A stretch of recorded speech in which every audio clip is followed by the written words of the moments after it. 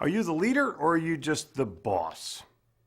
The leader of a symphony orchestra knows how to play every single instrument. He also knows how those instruments blend together to create a symphonic sound.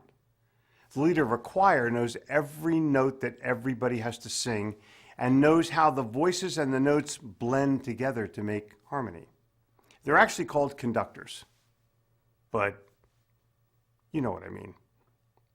When you can take both of these leadership elements and put them together, you have symphonic harmony. You have a team that knows their individual talents, knows their individual notes, knows their lyrics, knows how to play, knows how to sing, and knows their timing of when to do both to create team harmony. And if the leader is prepared, in control, and respected, the results can be spectacular. Standing ovation.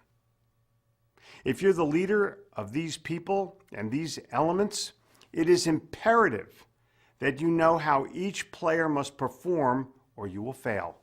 Same in sales. All sales leaders and bosses want their people to be a team. All salespeople resist it because they just want to sell, but often need other team members, accounting, production, shipping, service, to make it happen. The team secret is everyone must know his or her own skill and know it perfectly.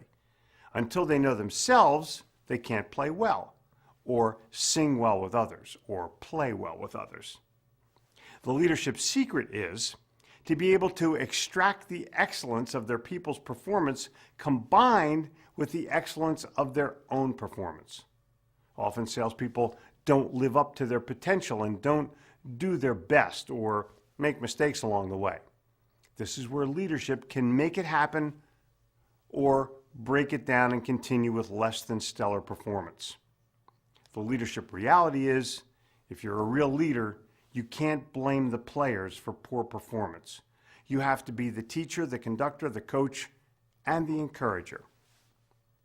On the eve of a symphony performance, thousands of people pay to watch the orchestra and the conductor perform. And at the end, there's usually a thunderous applause, cheers of bravo, flowers given out all over the place, and at the urging of the conductor, members of the orchestra standing one or two at a time to take individual applause and a bow. You, as the spectator, the customer, paid for and saw a 1-hour performance. But the outcome was not determined by their performance that evening. The outcome was determined long ago when they were practicing.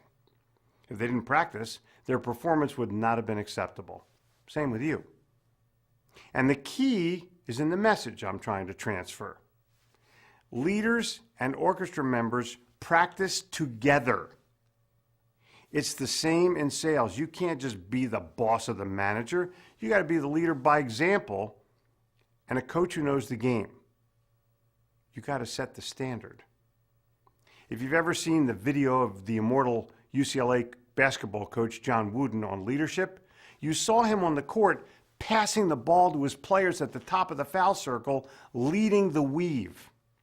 He shows his players by example, practicing with them. The more you practice together, the more likely you are to win the championship or at least get a standing ovation. In sales, this means go with your people, make calls with them, help them make more sales, be their coach, not just their boss. Your time is as valuable as their time. Invest your time in getting ready to lead and coach your people. Invest your time in preparing new information for your people that they consider valuable. Invest your time in your own personal development by studying attitude and encouragement as two of your self-determining factors of your success. Here are two more indicators you're on the winning path. Number one, you're attractive. Not pretty. I'm talking about people calling you up on the phone because they want to work for you or with you. You ever have a college professor that everyone would line up for and hope they would make it into the class? The questions you need to ask yourself are, who's willing to line up and wait for you? Who wants to play on your team? Who wants to sell for you? And number two, your former players stay in touch with you.